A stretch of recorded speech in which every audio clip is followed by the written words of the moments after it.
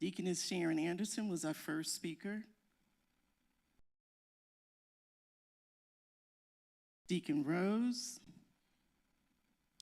Elder Teresa, and now it's my turn, Sharon Boulware.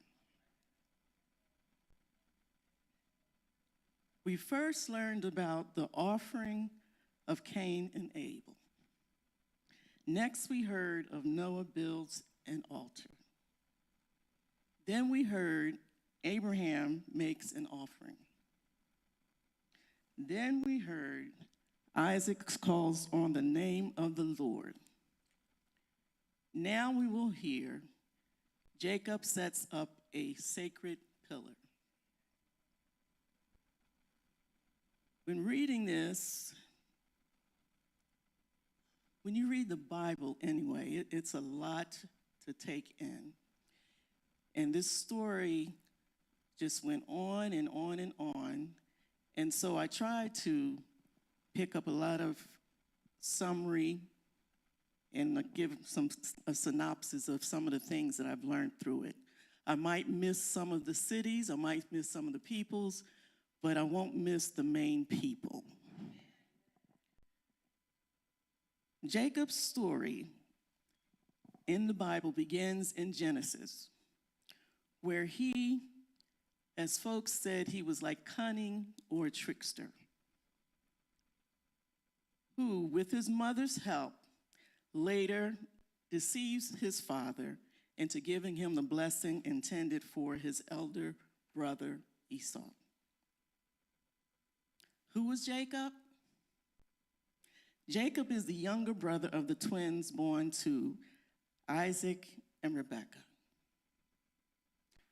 What do we know about the family?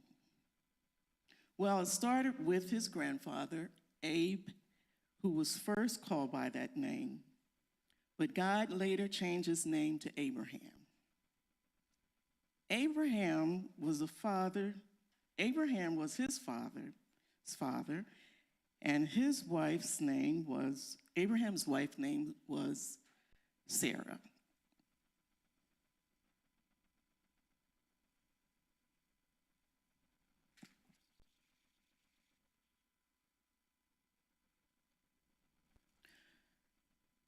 What were the names of Jacob's father and mother? Jacob's father's name was Isaac, and his mother's name was Rebekah. Well, later on in the story, we'll find out that Rebekah was the daughter of Bethuel and the sister of Laban, who we'll hear about him later also. During the story, years ago, God made a covenant with Abraham and told him he would be a father of many nations and fruitful. Also his seed thereafter, when Abraham dies, God later would bestow the blessing to his son, Isaac.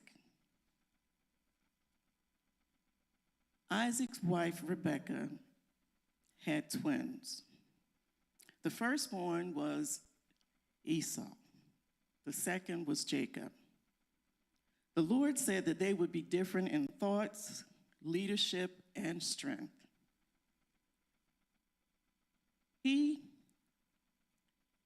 told Rebekah that the older will serve the younger. So how would you feel about you being the oldest, but your younger brother or sister receive a blessing before you did? How would you feel?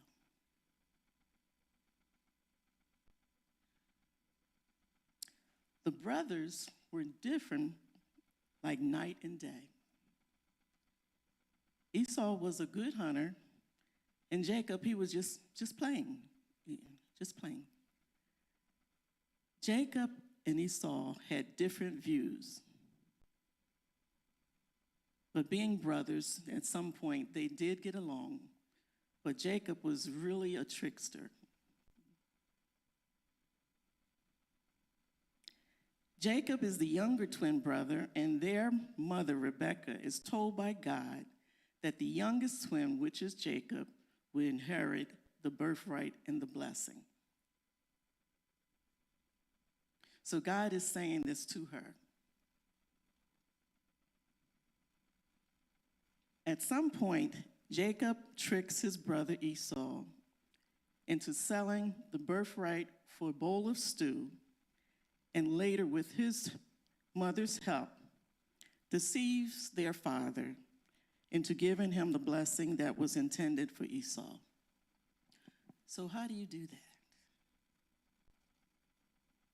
How do you want to deceive your father, knowing that, or your husband, knowing that this was not the way the Lord said it should be?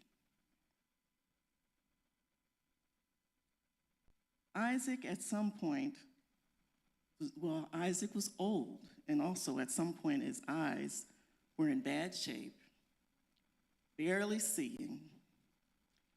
His wife heard him speaking to Esau, the elder son. Not knowing when he was going to die, he was ready to prepare or pass on the blessing to him, to Esau.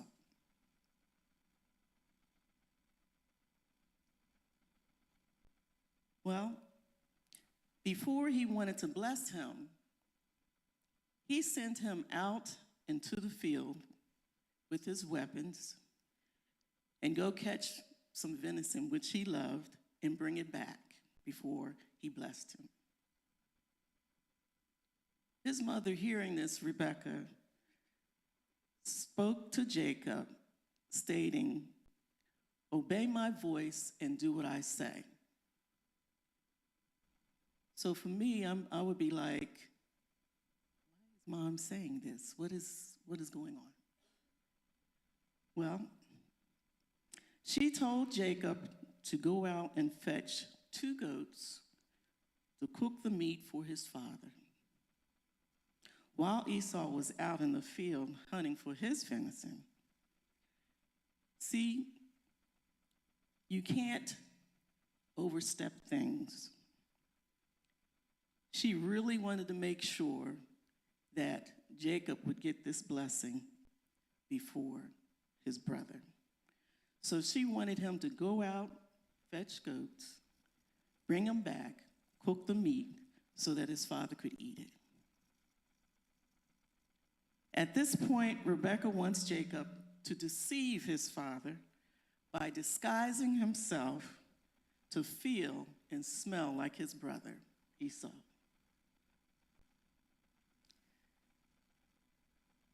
You know, everybody has their own odor, let's put it that way.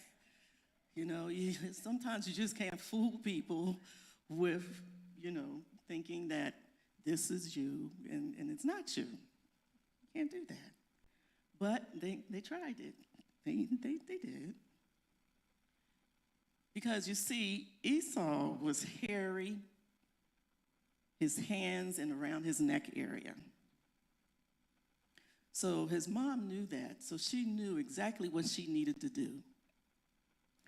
So Rebekah then puts clothes that she took from Isaac's area, and she put them and gave them to Jacob. Then she took the skin from off the goats that he captured and put it on his hands and around his neck.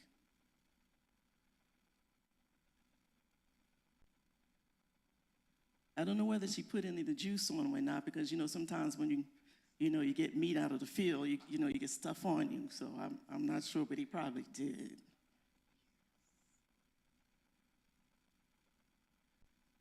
Isaac loved his son Esau, and Rebekah loved Jacob. But aren't they brothers? Yeah. Even when people have, you might have a child by this person, a child by that person, it's still your brother or your sister. For a long time, and people still do. That's my stepsister, that's my stepbrother. but it's your brother or your sister.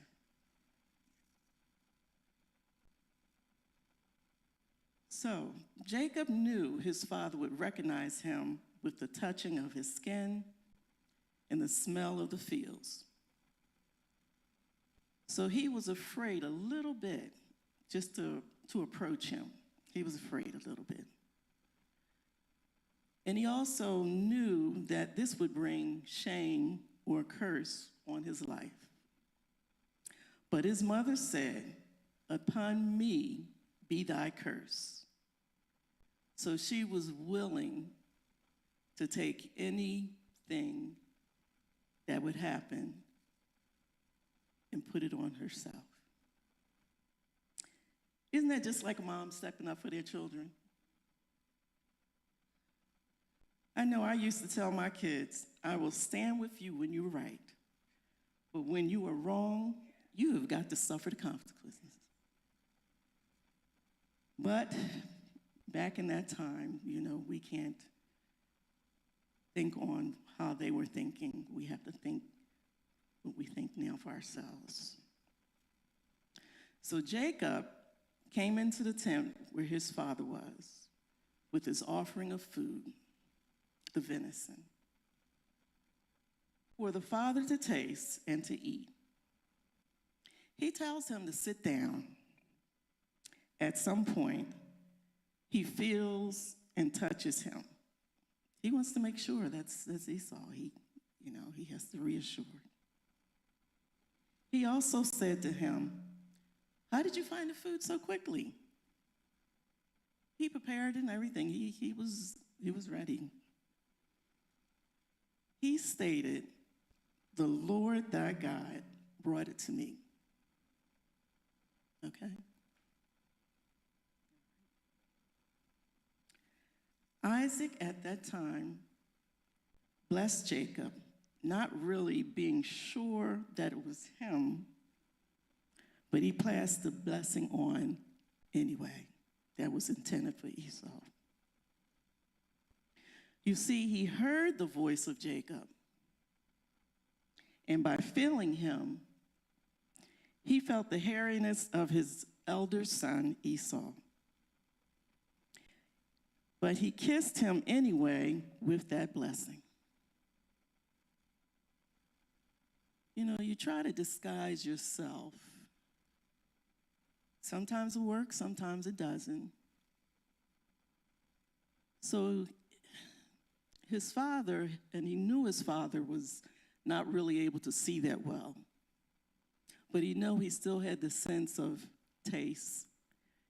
And so that was one of the ways, because I know it wasn't really the hairiness. You can still feel somebody, and you know a structure of your own kids. But he still gave him the blessing. You see, you think you can trick people into believing who we are or might be, but God cannot be deceived. He knows everything. Yes, he does. Do we have any questions so far? Everybody good?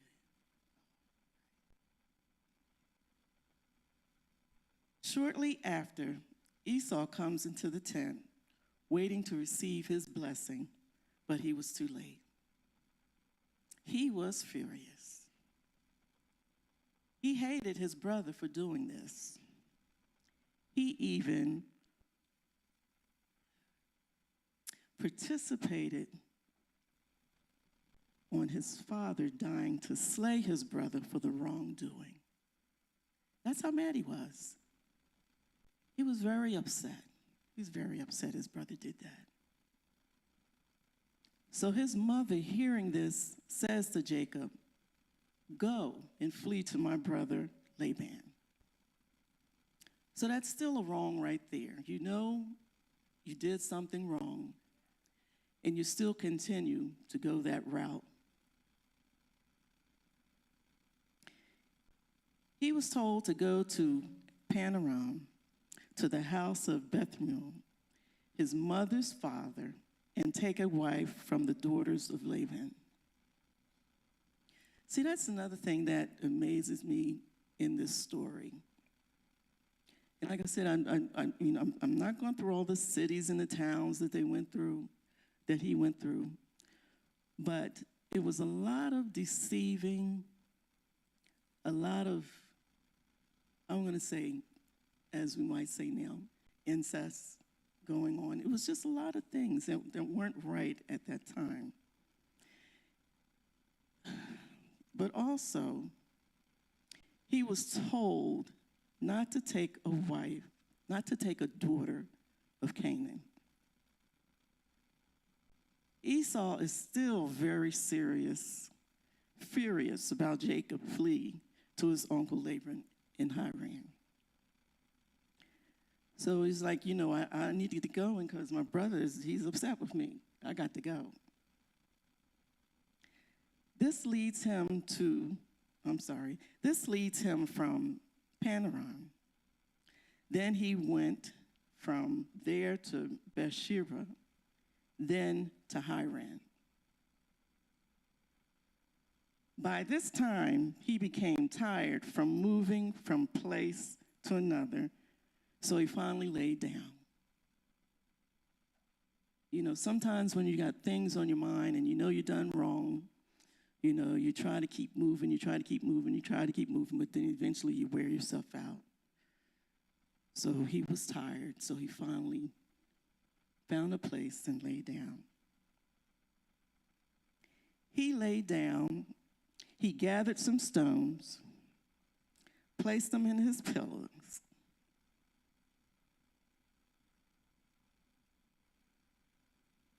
During this journey, Jacob had a dream of a ladder reaching from heaven to earth, with angels ascending and descending. God promised him blessings and protection and a multitude of descendants. This was in his dream. When he rose up the next day, he said, "Surely the Lord is in this place, and I knew it not."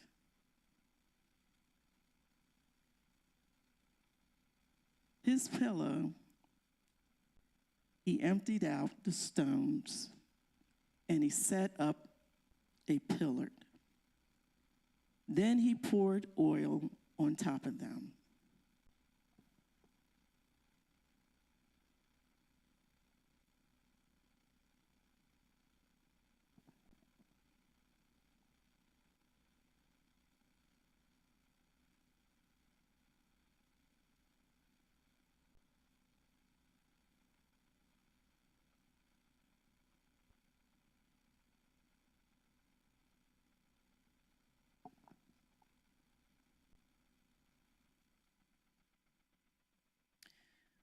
You see, if you feel as though that you're somewhere that's holy and meaningful, you take heed and you do something about it.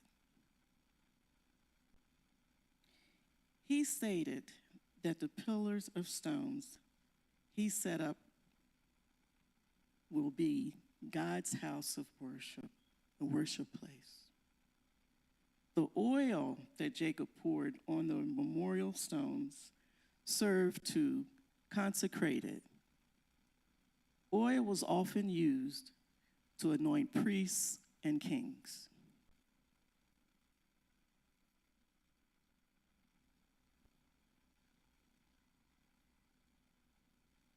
So Jacob, when he finally got up and finished with the pillar of stones,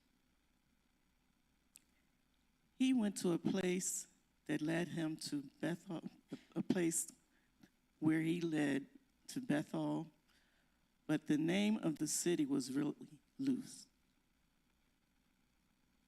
Before leaving, he made a vow with God, saying, "If God will be with me and will keep me in this way I go, and will give me bread to eat and raiment to put on, clothes to put on, that I would serve him."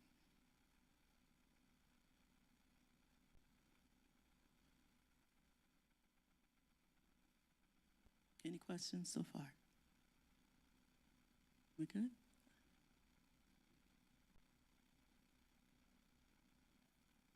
Yes. Yes.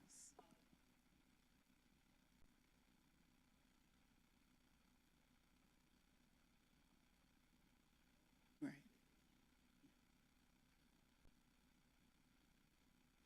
Hmm. Right. Yeah.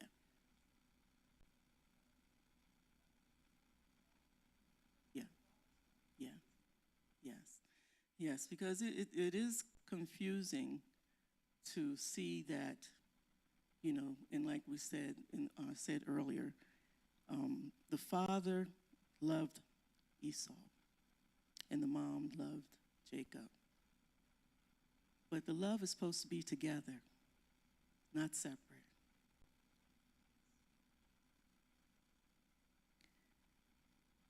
Jacob traveled and traveled a little bit till finally he reached his uncle's place. His uncle's name was Laban. He went to work for his uncle, who he loved. But while he was there, he had eyes for one of his uncle's daughters. But his uncle had two girls, Leah and Rachel, at that time. But he was tricked into marrying Leah, the older daughter, instead of Rachel, for whom he had eyes for.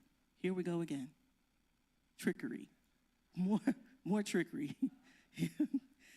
Yes, indeedy. So his uncle had him working for him for a good while, knowing that he really wanted to marry the other daughter. He worked another 7 years to eventually marry Rachel. How many people you know are going to do that? How many people you think is going to wait that long? 10, 15 years, before, which true days, like, the dad said, I got this shotgun, you're going to marry my daughter. But he stayed with the course. He stayed. But when they finally got together, Rachel could not have any children, but Leah could. So Leah, his first wife, conceived, and she conceived many times with children. His uncle, Laban, was a very let me get it out, manipulative person. And Jacob experienced hardship and conflicts while he was there with him. At some point, he moved on. Him and his wife, and they've journeyed on to another area. Before his journey, he had a thought of he wanted to reconcile with his brother Esau. So during this journey, Jacob wrestles with an angel all night. Jacob was injured during the tussling, but refuses to let the angel go until he's blessed. Now, can you imagine tussling with an angel? I know them wings wore him out, you know? But he held on. He held on. So the angel blesses him and changes his name to Israel, meaning he struggles with God. He struggled for a long time with different things. His life is marked by struggles and deception, but ultimately he becomes the father of the 12 tribes of Israel. So we all struggle daily with something in our lives. You know, every day we wake up, we want to have a feeling of, this is my day, everything's going to go well. But it doesn't work like that all the time. But we keep on moving and keep on thinking positive. Later years, Jacob reunites with his brother Esau, and he with him. They reconcile. He settles in Canaan with his family, and his family grew. Later, him and his family, they migrated to Egypt during a famine.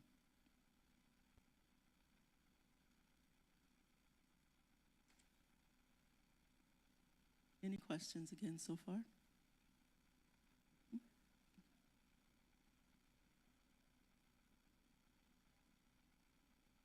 Yes. Yes. Yes. Mm-hmm. Yeah. Yes. Yeah. Yeah. Yes, it does. Yes, he did.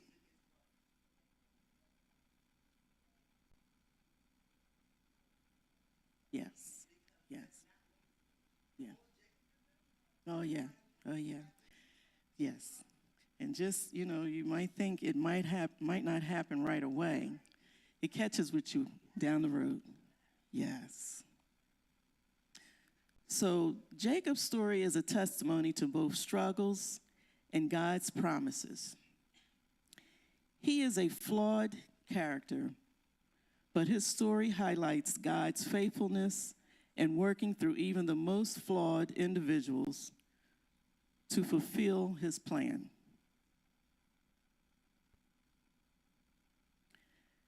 Okay, so I'm going to ask a question and see if someone will answer for me. All right. Okay. The question is, why is God's covenant with Jacob important?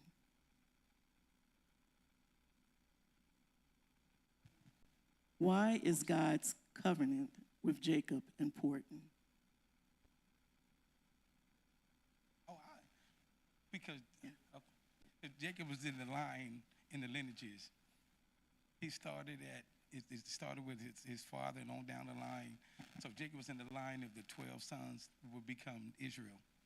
So that's why his covenant was with him, Abraham, Isaac, and Jacob. On down that line, that's what's coming. But I had a question, though. Mm-hmm.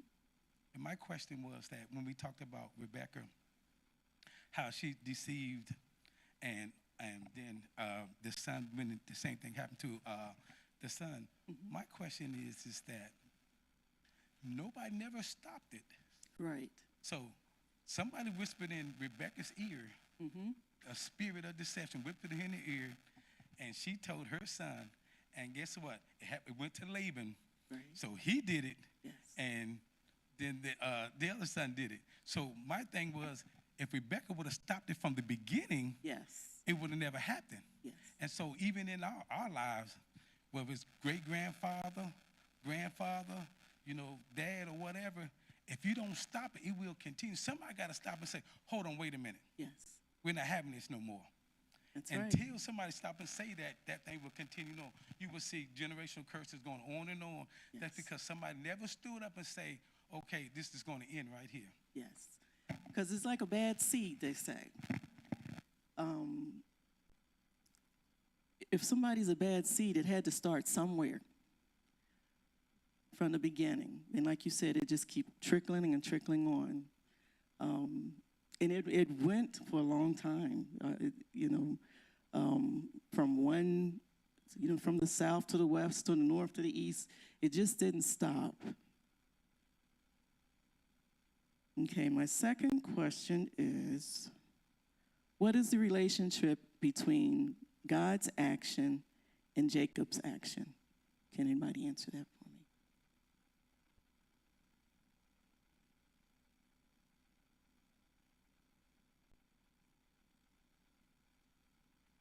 What stood out to me was how God was faithful.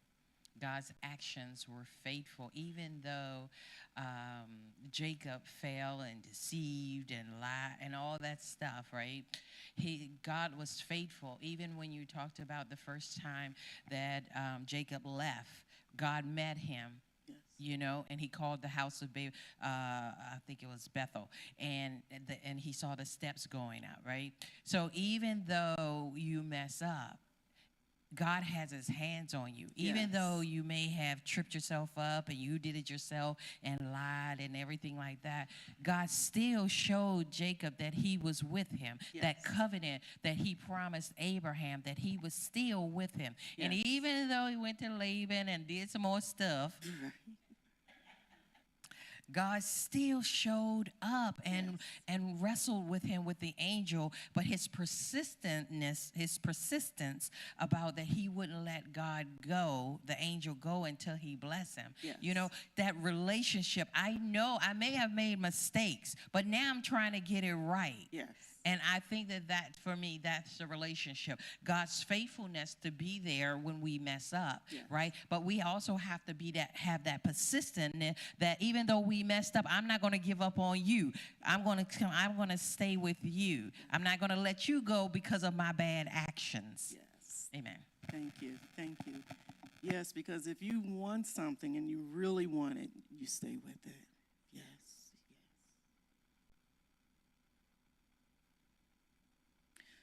Okay. This is a question in reference to who can tell me when they remembered a time and place when God's presence and work were evident in their life?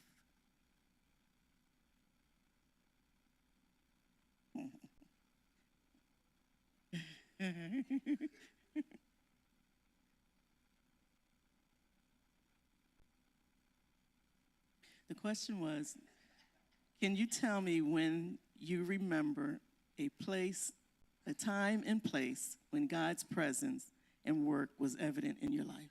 Oh, man.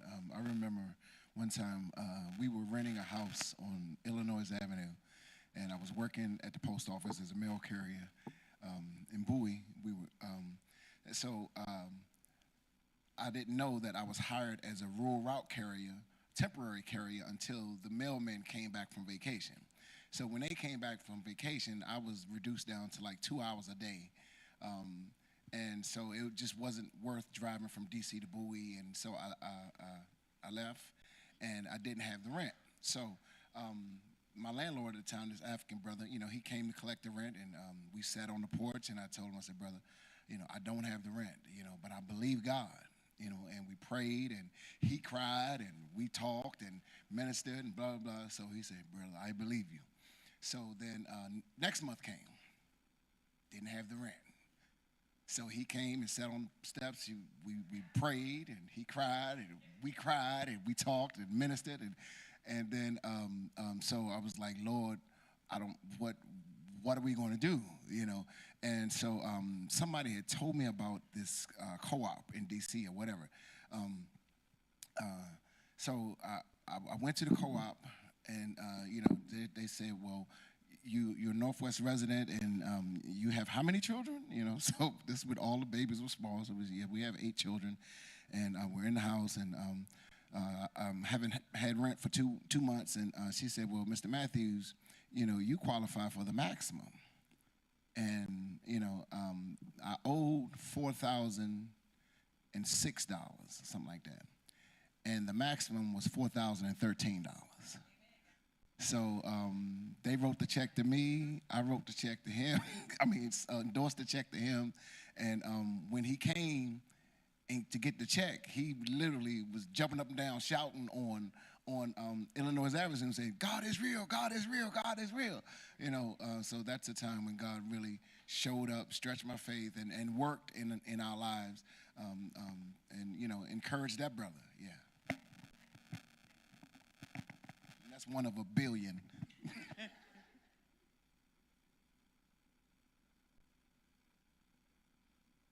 Yes, Pastor.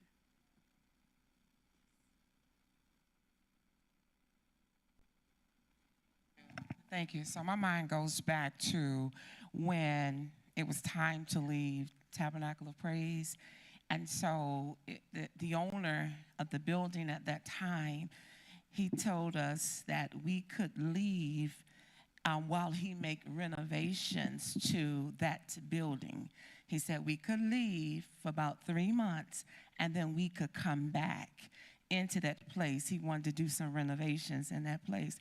But I had been praying to God what to do and, where to go, what to do, and all of all of those things. And so my spirit wasn't agreeing with what the landlord was saying, and God was pushing me out, but I was afraid because it was a big step. It was the pandemic, the beginning of the pandemic, and I didn't know if people would follow, and I was just nervous and I was just scared. And so I did. After much prayer, consultation, I took the move, and we moved, of course, to the place before here. And then, and I've shared this before, so it's not new, but it was just my mind went back there.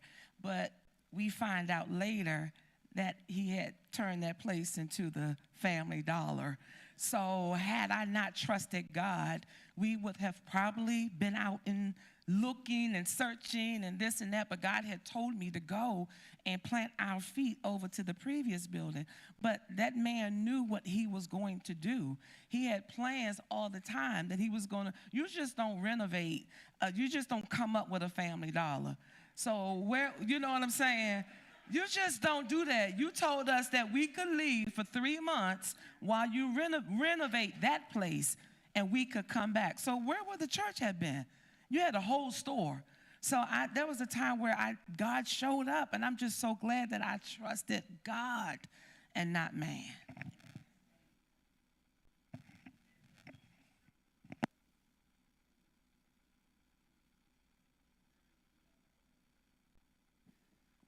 Okay, so I'm just going to say these 2 more things, and then I'm going to do a prayer.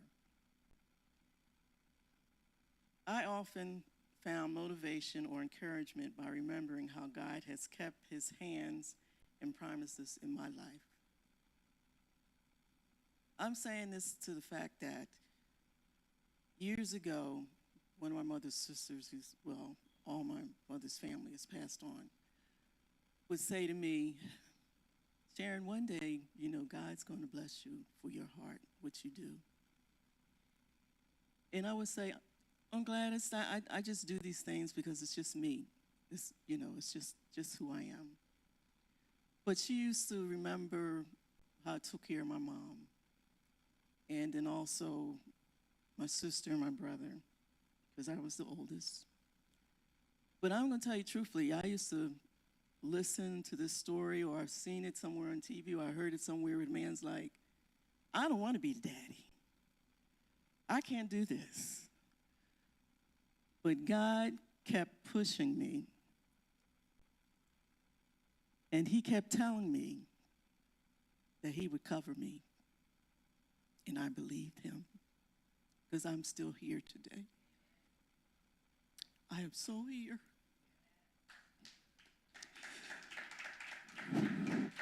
Remember what God has done for you.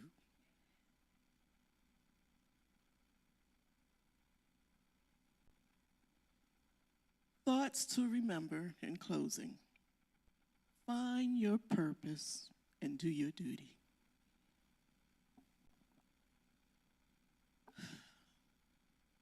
Lord, today we are asking for your strength and your wisdom and your knowledge. We cannot be here or help ourselves without you helping us. We know that you will cover and bless and take care of us along the way. Whatever comes, you are there standing in front, on the side, and in the back of us, putting your armor all over us, guiding us through these times which are not good Evilness, wickedness is still going on from back then up until now. But we are looking forward. We are in your sight, and we know you will guide us all the way, and we love you. Amen. So this is my closing. I hope my reading was impressive. It was impressive to me because I'm going to tell you I don't stand up here this long. I can stand up here and sing. But also, when it's time for me to stand, I stand.